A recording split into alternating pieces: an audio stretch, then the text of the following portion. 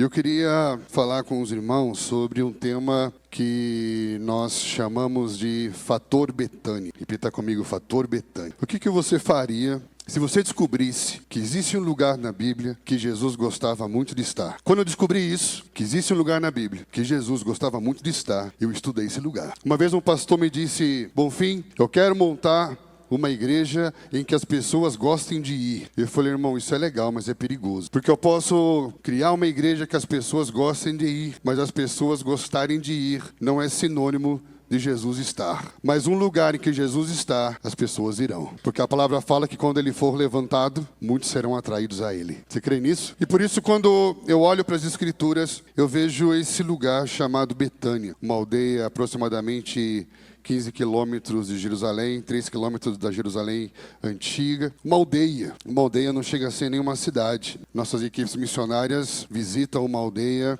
no sertão da Bahia, chamando Lagoa da Vaca, uma aldeia que tem aproximadamente 200 famílias. Então a aldeia é algo pequeno, algo simples, mas algo extremamente relevante, porque foi em Betânia que Jesus começou o seu ministério. Foi em Betânia que, a partir de um milagre que aconteceu em Betânia, que decidiram pedir a sua crucificação. Foi a partir de Betânia que o seu corpo foi preparado para o seu sepultamento. Foi em Betânia que ele mostrou ou vivenciou diante dos discípulos a sua ascensão e na esperança da sua volta. E eu fico pensando, o que havia em Betânia que Jesus gostava de estar? O que havia em Betânia que tanta coisa importante aconteceu? Algumas coisas eu descobri e eu queria compartilhar isso com você, algo para a nossa comunidade local, algo que você pode levar para a sua comunidade local, para que nós possamos trazer para a nossa vida em comunidade um fator Betânia. O que seria um fator Betânia? Seria uma série de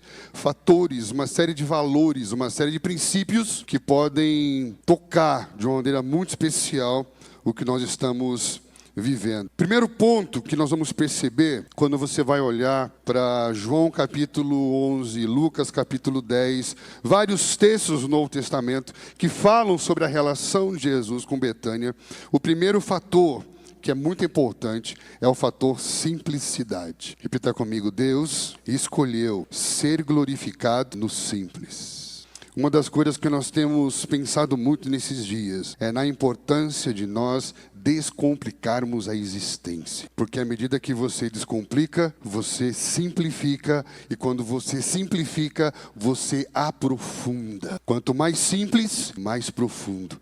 Não confunda simplicidade com simplismo. Simplicidade é uma coisa, você ser simplista é outra. Porque o simplista é o que a gente chama de fideísta. O que é o fideísta? É aquele que sacrifica a razão em nome de uma fé mística, de uma fé não pensante e não reflexiva. Ser simples não quer dizer você ser simplista, ter resposta pronta para tudo. Mas ser simples é ser profundo. Por isso que Jesus fala que o reino de Deus são das crianças. Por quê? As crianças são simples, mas as crianças são extremamente profundas. A simplicidade, queria indicar para você um livro de um dos homens mais importantes da espiritualidade cristã, chamado Richard Foster. E ele tem um livro chamado A Disciplina da Simplicidade. Eu queria encorajar você, para você se aprofundar um pouco mais sobre isso, porque o princípio da simplicidade nada mais é do que você descansar na suficiência de Deus na sua vida. Entende isso? Ser simples não é ser pobre, financeiramente falando. Estão entendendo?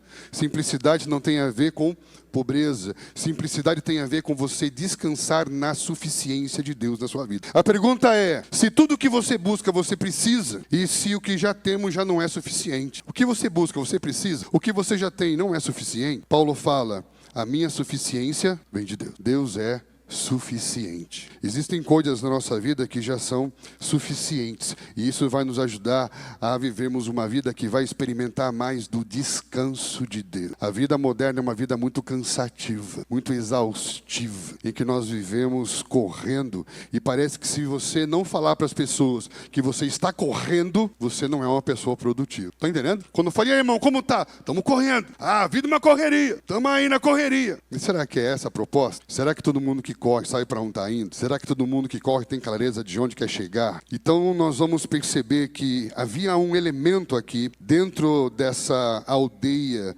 em que havia uma família muito especial, que é a família de Lázaro, Marta e Maria. Dentro dessa aldeia havia uma casa específica que Jesus gostava de estar. E era uma casa de pessoas simples. E você precisa entender algo. Deus decidiu ser glorificado onde há simplicidade. Porque Cristo, sendo Deus, não teve por usurpação, abriu mão do direito de reivindicar ser Deus, sua divindade, para esvaziando-se de si mesmo, assumindo forma de homem e sendo obediente até a morte de cruz e sendo exaltado acima de todo nome. Ele escolheu a simplicidade. Ele nasceu onde? Num lugar simples. Ele nasceu num lugar simples. Cresceu numa família simples, filho de um carpinteiro. Viveu de forma simples. Estão entendendo, querido? Há um segredo, há uma chave, há uma graça de Deus na simplicidade. E eu queria encorajar você a perceber isso, que quanto mais simples for a nossa vida, quanto mais descomplicada for a nossa vida, mais próximos nós estamos de viver algo mais profundo. Um aspecto que eu vejo muito importante em Betânia é que Jesus gostava de estar em Betânia porque era um lugar simples, de gente de verdade, sem falsas aparências. No lugar simples, é um lugar não cosmético, é um lugar sem maquiagem, é um lugar sem aditivos. Estão entendendo? Um lugar simples é um lugar que gente simples é de verdade. Por que Jesus gostava de estar em Betânia, na casa da família de Lázaro, Marta e Maria? Porque lá ele era Jesus. Lá ele não era o que as pessoas queriam que ele fosse. Ele era o que ele era. E as pessoas que estavam com ele eram pessoas simples e eram pessoas de verdade. Quantas vezes nós não nos sentimos confortáveis no lugar, porque nesse lugar não podemos ser nós mesmos de verdade. Sabe aquele lugar que você vai, que você sabe que você tem que pensar 10 vezes antes de falar alguma coisa? Que você tem que ensaiar antes o que você vai fazer, que você fala para os seus filhos se comportarem, porque lá eles não podem ser eles mesmos. Havia simplicidade em Betânia, e um dos fatores da simplicidade é que pessoas simples são pessoas de verdade, sem falsas aparências. Nós precisamos trazer esse princípio para a nossa vida em comum. Simplicidade, ser de verdade. Será que nós estamos construindo na nossa vida em comunidade um ambiente seguro para que as pessoas sejam de verdade? Quantas vezes você já ouviu um jovem que estava deixando a comunidade da fé porque ele falava que sentia mais à vontade de verdade com os amigos de fora da comunidade da fé e não com os amigos de dentro da comunidade da fé? Então nós precisamos desenvolver esse ambiente em que Jesus gosta de estar, um ambiente simples, porque no ambiente da simplicidade as pessoas são de verdade. Repita comigo: nem tudo que parece é. E aí tem um detalhe, que aquilo que parece, mas não é, presta atenção, ele precisa sempre aparecer. Estão entendendo? Aquilo que parece, mas não é, ele precisa buscar aparecer, para que as pessoas continuem pensando que aquilo que parece é. Estão entendendo? É por isso que os fariseus gostavam de orar só no culto de sábado. Porque publicamente ele fala, eles já receberam a sua recompensa. Qual era a recompensa? Eles foram vistos, apareceram. Um lugar simples, as pessoas não precisam aparecer.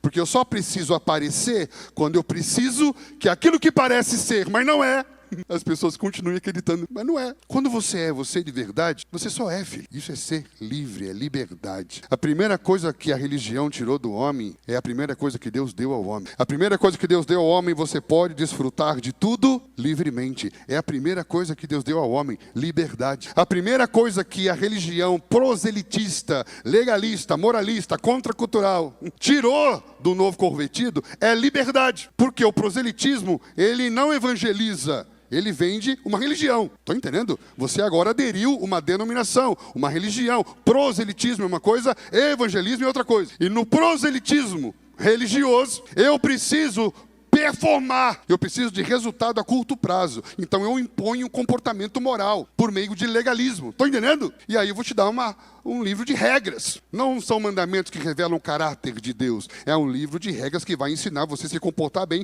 porque agora você é da nossa igreja. Tem alguém aí? Só que tem um problema. Quando você tira a liberdade da pessoa e mascara comportamento moral, é a mesma coisa que Jesus falava da religião da época dele. É como um sepulcro caiado. Estão entendendo? É bonito por fora, mas não foi transformado por dentro. Como que isso acontece? Quando você dá liberdade para as pessoas. Mas eu não quero dar liberdade para ela, porque ela não vai saber usar. Mas essa é a ideia, velho. Estão entendendo? Isso se chama discipulado. O que é discipulado? Problema. A não ser que você pense que discipulado é um programa de estudo. Isso aqui a gente chama de seminário. Jesus não tinha um programa de estudo, era ensino por demanda. Ele estava convivendo por meio da experiência da vida prática que criava uma demanda de aprendizado. Agora, se eu vou criar uma apostila e vou chamar isso de discipulado, então chame de seminário, tem que dar nome certo. Discipulado não é estudo bíblico. Inclui estudo bíblico, mas não é estudo bíblico. Não é nada separado, mas é tudo junto. Quando você dá liberdade, qual o problema de dar liberdade? Ele vai saber usar? Não!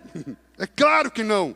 Mas essa é a ideia. Porque quando você cria um ambiente seguro, simples, para que ela tenha liberdade, a liberdade vai revelar a sua verdade. E qual é a sua verdade? Que nós somos um monte de mentiras. Estou entendendo? Qual é a minha verdade? Que eu sou um monte de erros. E aí, quando você revela a verdade do outro, o que você tem na mão? Problema. E o que é discipulado? Sofrer dores de parto. Se você não tem estrutura psíquica, emocional, espiritual para discipular, nem se mete nisso. Por quê? Porque é sentir dores de parto para ver Cristo sendo formado no outro. É o homem cuja imagem e semelhança foi deformada, sendo reformada por meio do Espírito Santo na vida do outro. Isso é discipulado. Mas para que haja uma consciência do que precisa ser transformado, eu preciso que a verdade venha. Dá liberdade, vai mostrar a verdade dele. Aí com todo carinho você pega pelo colarinho e fala, tá vendo quem é você, miserável? Você não tem limites. O que é o pecado? Quebra de limites. O que é a restauração? Restabelecer limites. Mas isso só acontece num lugar simples. Estão entendendo? Lugar simples. Lugares de pombas e não de pavões. Lugar em que as pessoas andam e não desfilam. Lugar que as pessoas se olham, se percebem. Jesus gostava de estar ali. Eu fico pensando que Jesus sentia vontade. Como é legal você vai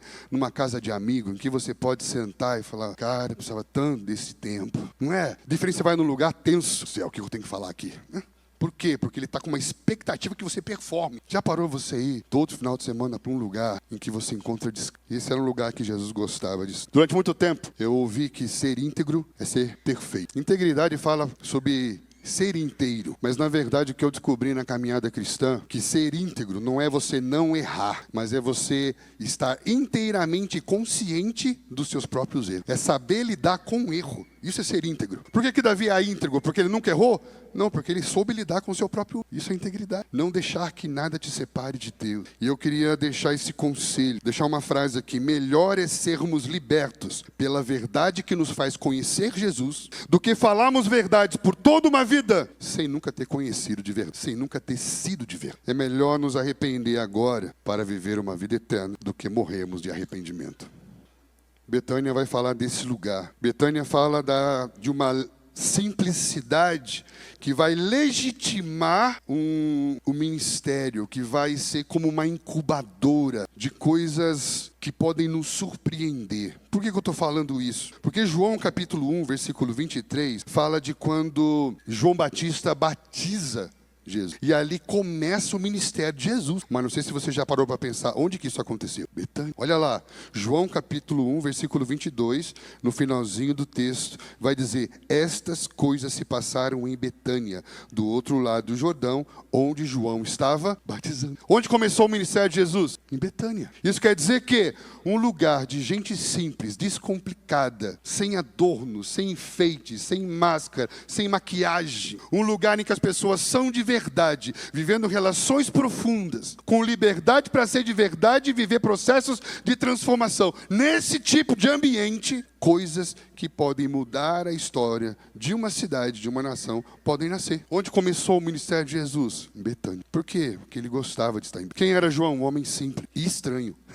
Homem simples. Betânia é um lugar simples, de pessoas simples. Lugar de pequenos começos, de obras eternas. Queria te dar um conselho.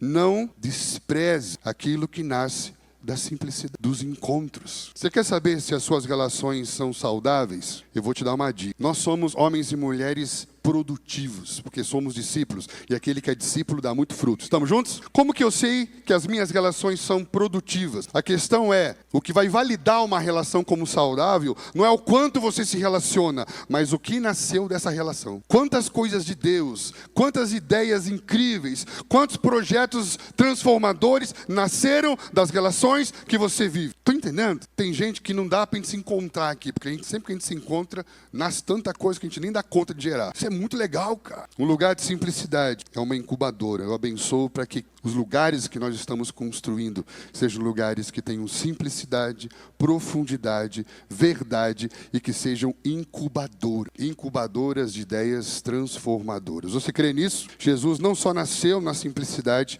mas ele começou o seu ministério de forma simples. Por quê? Porque aqui tem um detalhe muito importante. Na simplicidade, gente de verdade desfruta de relacionamentos profundos. Eu quero falar um pouquinho agora especificamente sobre a relação de Jesus com Lázaro, Marta e Maria. E entender que Jesus gostava de estar em Betânia, porque era uma casa de amigos. Repita comigo, Betânia, casa de amigos. Uma das coisas que me incomoda um pouquinho quando a gente ouve algumas mensagens sobre Lázaro, Marta e Maria, é que as pessoas confundem o processo hermenêutico aqui, tratando Marta, Lázaro e Maria como se fossem metáforas. Estão entendendo? Uma coisa é a parábola do semeador, uma coisa é a parábola do bom samaritano, outra coisa é um relacionamento real, objetivo e concreto que Jesus construiu com pessoas reais, objetivas e concretas. Marta e Maria não são parábolas. Ah, Marta significa isso, Maria... Não, são pessoas, velho. São pessoas, não são metáforas. Ah, uma é a mais espiritual, outra é a mais agitada. Não, são pessoas. Repita comigo, são pessoas. E eu quero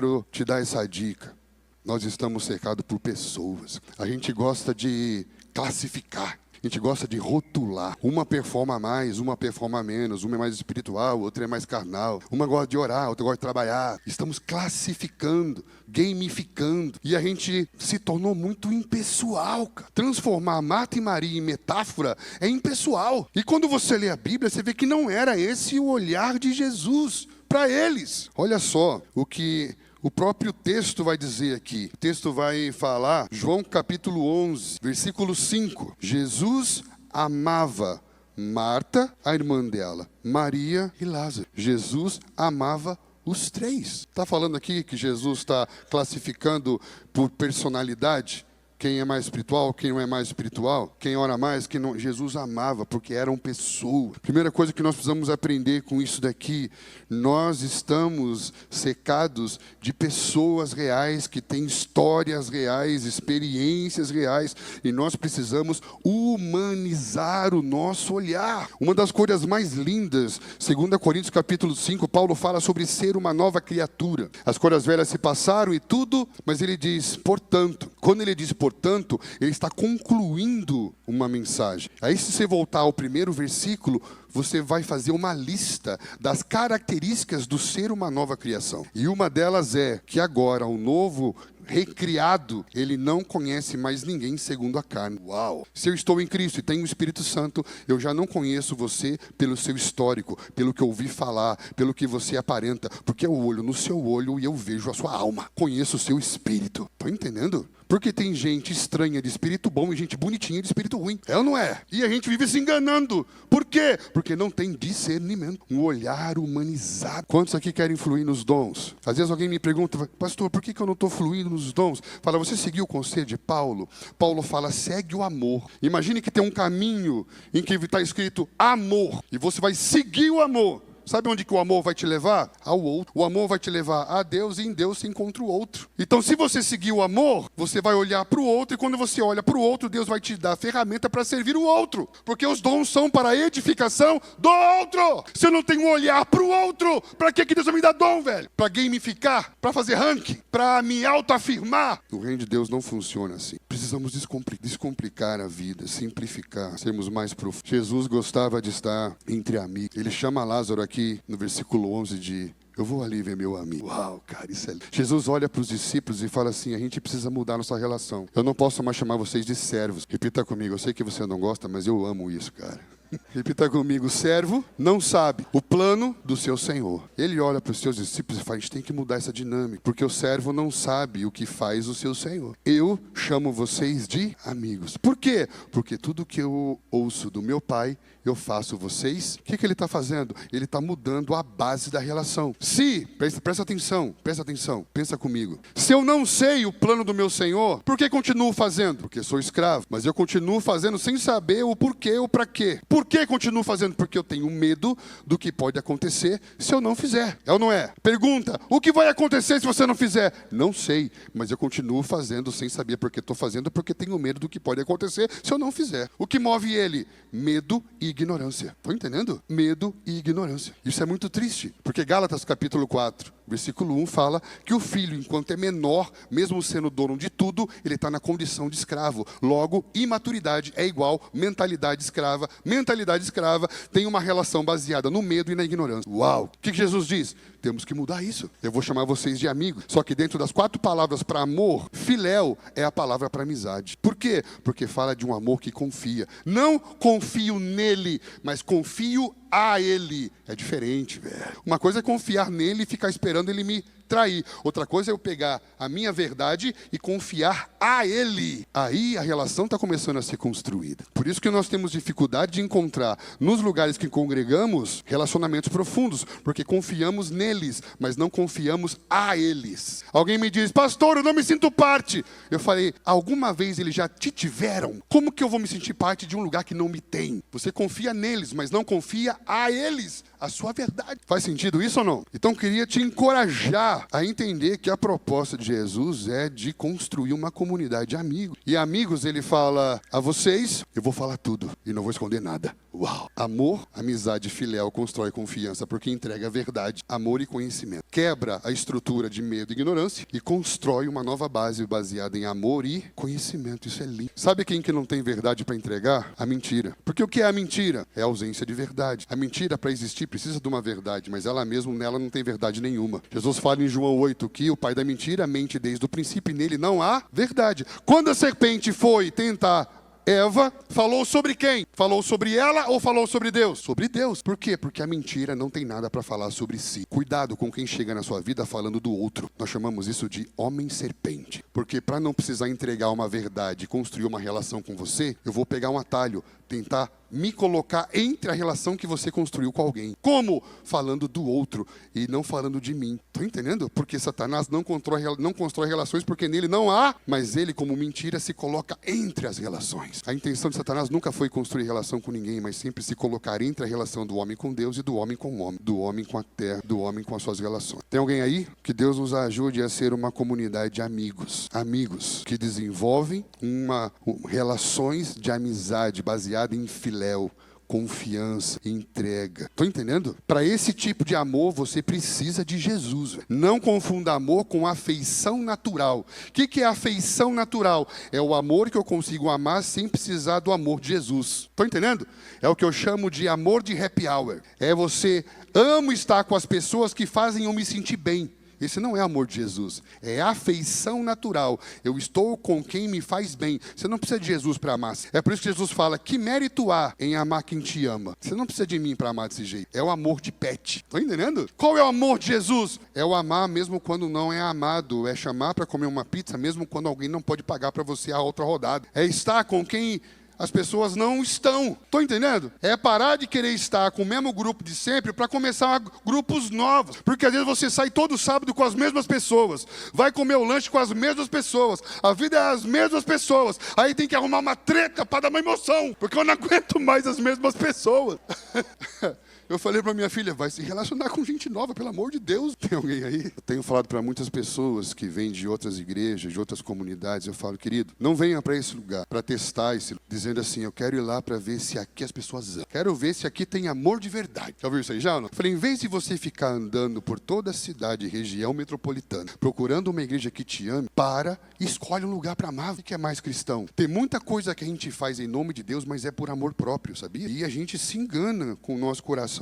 Então, Betânia era uma casa de amigos. E amigos tem a ver com filéu, tem a ver com amor verdadeiro construído a partir da entrega da sua verdade. Tem alguém aí? Percebe como vai construindo uma ideia? Porque eu só posso entregar uma verdade no lugar que tem o quê? Liberdade. E só tenho liberdade para ser de verdade no lugar que tem o quê? Simplicidade. Era isso que atraía Jesus, em que Jesus não ficava rotulando cada um. pela sua performance. Estão entendendo? Não confunda o que eu estou falando com a hipergraça, de que Jesus ama todo mundo e que você pode vir como você está, que não precisa mais de arrependimento, em que não é essa conversa. Porque você vai ver aqui que Marta declara: creio que tu és o Cristo, Filho do Deus vivo. Uau! Eram pessoas de Deus, mas cada uma tinha a sua o seu jeito. E Jesus amava todos da mesma maneira. Estão entendendo? Então nós acabamos, de alguma maneira, sendo movidos por uma afeição natural, nos relacionando apenas com os iguais. Isso é uma covardia. Estão entendendo? Por quê?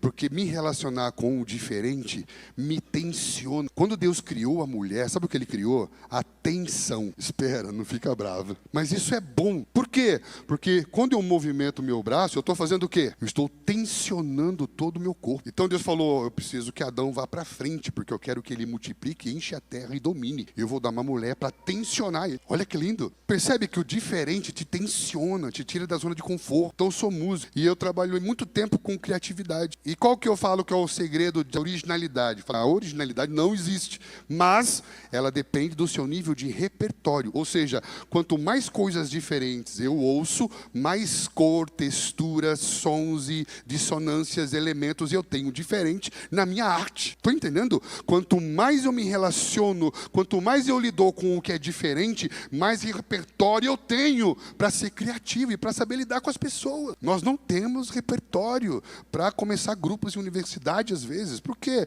Porque a gente só lê tudo a mesma coisa, só ouve tudo a mesma música, só se reúne tudo na mesma célula.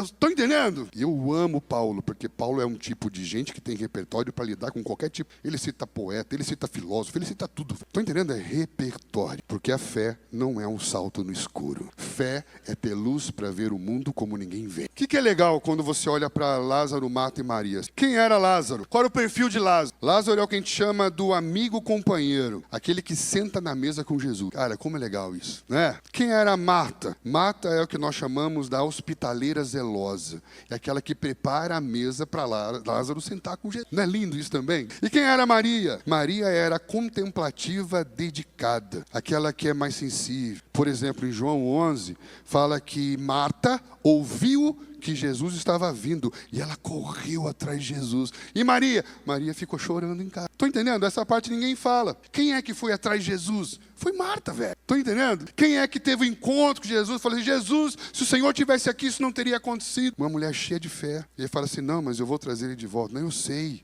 Eu creio na ressurreição do último dia. Olha que mulher teologicamente profunda, uma mulher de Deus. E em João 11, Maria só foi encontrar com Jesus porque Marta foi chamar ela. Olha aí, Marta que foi chamar Jesus. Ó, Jesus está aí. Você vai ficar aí chorando? Eu já estou noutra vibe. Percebe como, cara, não dá para classificar. Jesus amava os três. Jesus amava o Lázaro que sentava na mesa com ele. Jesus amava a Marta que é a que serve a mesa, é a zelosa, é a hospitaleira, é a que cuida, é a que tem atitude, que vai atrás de Jesus, que busca a irmã. Estão entendendo? E precisa de gente assim. E tem a Maria, a melancólica, estava com violão. Porque a impressão que dá é que a gente tira a Marta do jogo. Porque a gente pega um texto isolado, cria uma teologia metafórica em cima de uma pessoa que Jesus amava. Descomplica as relações. Nos dá um olhar mais humanizado, mais cristão, mais amoroso para o outro. E lembrando sempre que as diferenças são complementares. É o diferente que vai acrescentar na nossa vida, para que não sejamos todos iguais. Quem quer tornar todo mundo igual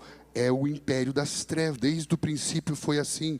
Por isso que no Egito se fabricava tijolo, Babilônia se fabricava tijolo. Você precisa pensar para fabricar tijolo? Não. Padronizar. Massificação. Estão entendendo? Massificar as ideias. Todo mundo fala igual, todo mundo pensa igual, todo mundo compra igual, todo mundo veste igual, todo mundo... Isso é massificação. E nós não fomos criados, salvos, redimidos, impulsionados pelo Espírito para ser massa de manobra de ninguém, velho. Estamos juntos? Isso faz sentido para você? Quando a gente chega em Lucas, quando o texto vai dizer assim, que o texto de Lucas, capítulo 10, versículo 38, fala que indo eles de caminho, entrou num povoado, numa aldeia, e certa mulher chamada Marta hospedou na sua casa. Esse é o texto conhecido. E aí, o que vai acontecer aqui é que ela tinha uma irmã chamada Maria. E Maria ficou sentada, ouvindo. Por quê? Porque ela é a contemplativa, é a mais sensível. Porém, Marta é a que serve a mesa. E aí, a Marta ficou meio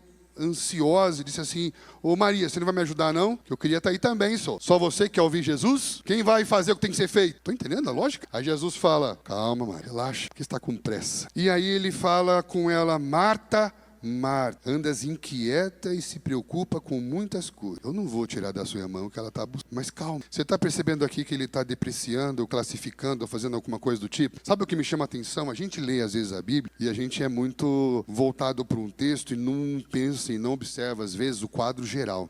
Vou dar uma dica para você estudar em casa. Estuda na Bíblia todas as vezes que Deus chamou alguém na história 2 vezes pelo nome. Você vai ficar surpreso. Porque quando Deus chama um homem 2 vezes pelo nome, significa que ele está num encontro muito profundo espiritual. Quando ele chama Abraão 2 vezes pelo nome, ele está onde? No monte, ou seja, no alto de um monte chamado Moriá, por amor entregando o seu filho. Uau! Quando é que Deus chama Moisés 2 vezes pelo nome? Quando ele está no alto de um monte, num encontro profundo com Deus que muda a sua vida. Quando é que Deus chama Samuel 2 vezes pelo nome? Quando ele está no encontro com Deus que vai mudar a sua história. Quando é que Deus chama Paulo 2 vezes pelo nome? Quando ele tem um encontro com Jesus, a partir do qual ele nunca mais... O que ele está dizendo para ela? Marta, eu estou aqui. Uau! Uau! Quando a gente está junto, a gente tem que entrar nesse lugar dizendo: ele está aqui. Ele está. Porque se você não viver isso, sabe o que vai acontecer com a gente? Vai acontecer o que Mateus fala, que no último dia eu vou querer chamar 2 vezes o nome dele. Eu vou querer dizer: nós somos íntimos. Eu fiz coisas no seu nome. Eu expulsei demônio. E vai dizer o quê? Não te conheço. Porque a gente nunca desfrutou da presença. Nunca tivemos encontro de verdade. O que ele está dizendo ali? Marta, eu estou aqui, relaxa. O que eu acho lindo nesse texto é que ele não está desqualificando. Ele só está dizendo: estou aqui, filho. Quando ele está, você não precisa provar nada para ninguém. Sabe o que eu acho lindo? Que não sei se você já prestou atenção nisso também. É que foi graças ao que aconteceu aqui em João 11, que em João 11 havia aqueles que queriam conhecer Jesus, ouvir Jesus, e também tinha os enviados, os fariseus, que queriam saber o que Jesus estava fazendo. E no capítulo 11 fala da morte de Lázaro, e na sequência você vai ver conspiração para matar Jesus. Ou seja, a partir do impacto do que aconteceu num lugar simples, com gente simples e vendo de verdade, o que aconteceu ali teve um impacto tão grande que provocou cumprimentos proféticos, coisas que Deus falou que iriam acontecer na história. Lugares subestimados, lugares improváveis, mas lugares onde tem gente simples, de verdade. Podem acontecer coisas que vão provocar cumprimentos daquilo que estava escrito na história. Isso faz sentido para você ou não? Sim ou não? Uma outra coisa linda que eu vejo hoje uma onda muito forte falando sobre o profético. Eu já vivi isso de perto muitos anos. Quem já ouviu falar sobre o profético aqui? E às vezes a gente confunde o profetismo com o esquisitismo, não é? Tudo aquilo que é esquisito, que você não sabe explicar, é profético, irmão. Então, profetismo não é esquisitismo e profeta não é gente estranha. Estão entendendo? Cuidado com isso. Amém, querido? Por quê? Olha que coisa mais linda. Jesus estava na casa de Lázaro, Marta e Maria. E o texto fala que Maria pegou um perfume que vale 1 ano de trabalho e ungiu o corpo de Jesus alguns dias antes da sua crucificação. Ela foi profética ou não? Mas ela disse: eis que agora eu sou profeta, hein? Foi isso que ela falou? Me respeite! Não, cara, ela simplesmente amou Jesus e foi a mulher mais profética da história. Ao ponto de Jesus falar: onde for pregar o evangelho, vai ser lembrado. Uau! O profético é sim apenas um ambiente simples em que as pessoas amam de verdade. Porque o que é a profecia? É o testemunho. Tem alguém aí? Percebe como tanta coisa incrível que acontece nesse lugar? Qual o problema desse ambiente profético? Aqui tem uma coisa legal. Repita comigo. No lugar em que pessoas são inteiras, se revela pessoas que estão pela metade. Olha só. Quando essa mulher foi inteira, quem se manifestou? Judas. Alguém denunciou ele? Alguém falou: Judas, eis que vejo Satanás. Não. Ele só falou assim: que desperdício. Olha aí, quando alguém foi inteira, honrando Jesus, quem é inteiro, revela quem está pela, porque é um ambiente de entrega total. Revela, incomoda quem está pela metade. O que nós precisamos então? Baixar o nível ou subir? Subir. Por que Ananias e Safira morreram? Porque tinha um Barnabé. Barnabé subiu a régua. Eles vieram falando que estavam fazendo a mesma coisa que Barnabé fez, mas não era verdade. Aí o testemunho de Barnabé condenou ele. Quem foi que condenou o mundo? Deus ou Noé? Hebreus 11 fala o quê? Que Noé ouvindo a respeito do que não se conhecia, sendo temente a Deus, construiu uma arca pela qual manifestou a justiça que vem pela fé e condenou o mundo por meio de uma justiça que vem pela fé. Quem condenou o mundo? Foi Deus ou foi Noé? Vamos imaginar que nós estamos numa sala de aula e aí nós damos uma prova. E aí nessa prova todo mundo tira 0. Estamos juntos? Mas o Marco Lacava tirou 10. E aí vem um representante de classe e diz: professor, tem alguma coisa errada com a prova. Todo mundo tirou 0. Dá uma outra chance. Ele diz: eu amaria, porque eu sou um misericórdia. Mas o Marco conseguiu. Quem condenou a turma, o professor ou o aluno? Quem condenou o mundo, Deus ou Noé? O que a gente precisa? Subir a... Presta atenção, o reino de Deus anda para frente e não para trás. Então a gente tem que parar de ter esse idealismo da igreja do primeiro século e começar a olhar para a igreja gloriosa, velho. É a igreja do futuro. O nível de glória é muito maior do que a do primeiro século, porque o reino é progressivo. A igreja dos vencedores. É para essa igreja que estamos caminhando para o futuro. E a exigência vai aumentar cada vez mais. Estão entendendo? Deus nos ajuda. Precisamos de um ambiente que seja revelador por si só. Isso faz sentido para você? Um outro ponto que eu queria deixar aqui para vocês, encerrando, que eu acho sensacional, é que Marcos capítulo 11, que é um outro texto também que faz referência a Betânia, fala da entrada triunfal. Quem lembra da entrada triunfal? A entrada triunfal é quando as pessoas estavam ali forçando Jesus a coroá-lo a partir de uma expectativa sociopolítica ou religiosa. Ou seja, eu quero um Jesus que se adeque à minha expectativa sociopolítica e religiosa, porque eles estavam debaixo do Império Romano e eles queriam um rei político. Estão entendendo? Estão entendendo? E o que acontece? O texto fala que quando ele entrou em Jerusalém, observou tudo, saiu para Betânia. No dia em que tentaram coroá-lo, ele saiu de fininho e foi para um lugar seguro, chamado Betânia. Por quê? Porque Betânia, Jesus pode ser Jesus, porque ela é uma casa de amigos. Sabe o que quer dizer isso? Que nós precisamos construir um ambiente em que nós venhamos nos sentir livres da pressão de responder à expectativa das pessoas. Um lugar leve, um lugar simples, um lugar profundo, em que você não precisa estar preocupado em ser o que o outro quer que você seja, porque uma vez que você se esforça a ser o que o outro quer que você seja, você está desistindo de ser você. Estão entendendo? É o que nós vivemos na idolatria da identidade da pós-modernidade. É tanta pressão para você ser alguma coisa que você acaba tendo que se assumir sendo algo que você não sabe se é você de verdade. E às vezes nós vivemos nessa expectativa. O que eu acho lindo em João Batista é que quando as pessoas viram, o pai dele estava mudo, o pai dele escreve na tábua, é João o nome dele, e ele volta a falar, todo mundo fala: uau, sobrenatural, o que será que vai dar esse menino? Ou seja, expectativa. Aí o texto fala que ele saiu e foi para o deserto. 18 anos no deserto. Estão entendendo? Quando colocam expectativa, você foi para uma experiência missionária, aí volta o mundo: uau, o que será que ele vai fazer agora? Ah, ele estudou, o que será que ele vai fazer agora? Ou seja, a gente sempre está debaixo de pressão, seja em casa, seja na família, seja nos amigos, seja na sociedade, seja na empresa, em todo lugar há uma pressão para que você responda à expectativa que as pessoas colocam na sua vida. Estão entendendo? E nós precisamos desenvolver um ambiente como o que havia em Betânia, nessa casa de amigos, em que Jesus estava livre de ser o Jesus político, religioso, que a sociedade queria que ele... Estão entendendo? Porque lá ele era o Cristo, o Filho de Deus. Que Deus nos ajude. Eu não sei se você se sente muitas vezes pressionado, tem que ser o que as pessoas esperam que você seja. Eu vejo que eu sou pastor há mais de 20 anos e em muitos lugares que a gente passou, eu vejo que as minhas filhas sofrem essa pressão, uma expectativa. Às vezes não só por ser filho de ministro, mas às vezes pela sua formação, ou pelo seu dom, ou pelo que você construiu. Há uma expectativa. Eu quero te dizer algo muito forte.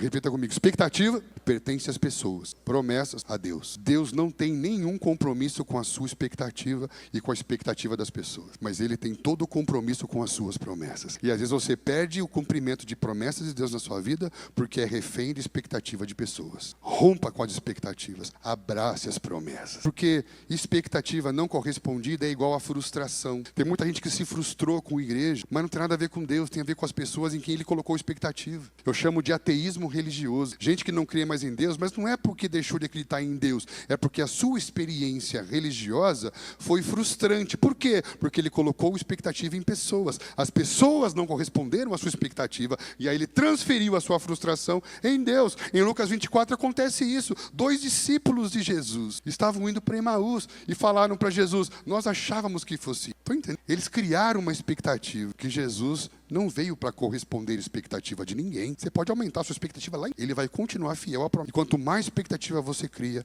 mais na zona de perigo da frustração você anda. E qual é o problema da frustração? Eu deixo de acreditar. Deixo de acreditar na família porque criei expectativa no casamento que não é a proposta do casamento. Criei uma expectativa na política que não é a proposta da política, não é a agenda da política, é a agenda do reino de Deus, a agenda da política é outra, velho. Tô entendendo? Você vai criando expectativa em muita coisa na sua vida, aí não acontece como você esperava, aí você deixa de acreditar. Por quê? Aquilo não é verdade? Não, é porque você criou uma expectativa. É sua, não tem nada a ver com Deus. Repita comigo, o fato das coisas não acontecerem como esperava, não significa que elas não estão acontecendo. Não é porque não aconteceu do seu jeito que não esteja acontecendo. E o que eu quero dizer para você, por fim, é que Lucas vai nos mostrar que nesse lugar foi o lugar em que houve a ascensão dele ao céu, o lugar da despedida. Se o lugar de despedida foi um lugar em que ele tinha uma casa de amigos, como será o ambiente da sua volta? Durante muito tempo a gente pensou a nossa herança em ruas de ouro, coroas, mas eu quero que você pense algo. Jesus fala que nós recebemos um penhor da nossa herança.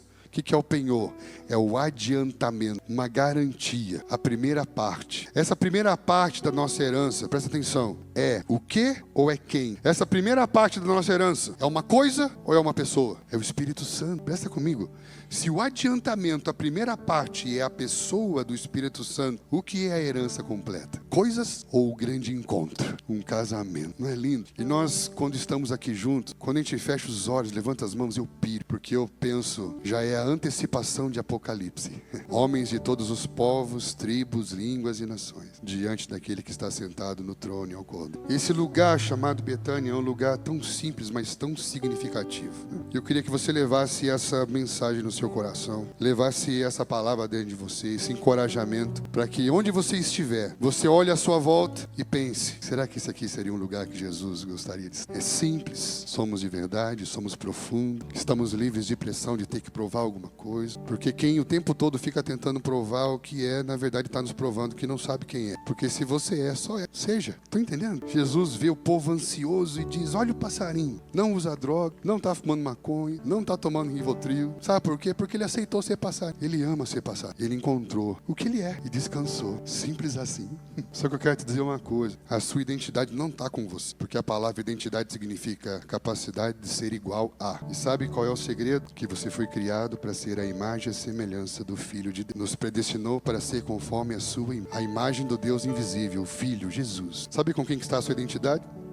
Com Jesus. Como que um homem sem luz, por meio do autoconhecimento, que é um mergulho para dentro de si mesmo, vai encontrar alguma coisa se não tem luz? O autoconhecimento só vai te gerar uma coisa que eu chamo de suspeita. Será que é isso que eu acho que eu sou e o que eu fui criado para ser? E você só vai saber quem você realmente é em Jesus. C.S. Lewis fala que o nosso eu verdadeiro está em Jesus. Se você não busca Ele, o que você vai encontrar a não ser frustração. Que Deus nos ajude. Obrigado por ter me ouvido, obrigado por esse tempo. Espero ter te ajudado de alguma maneira.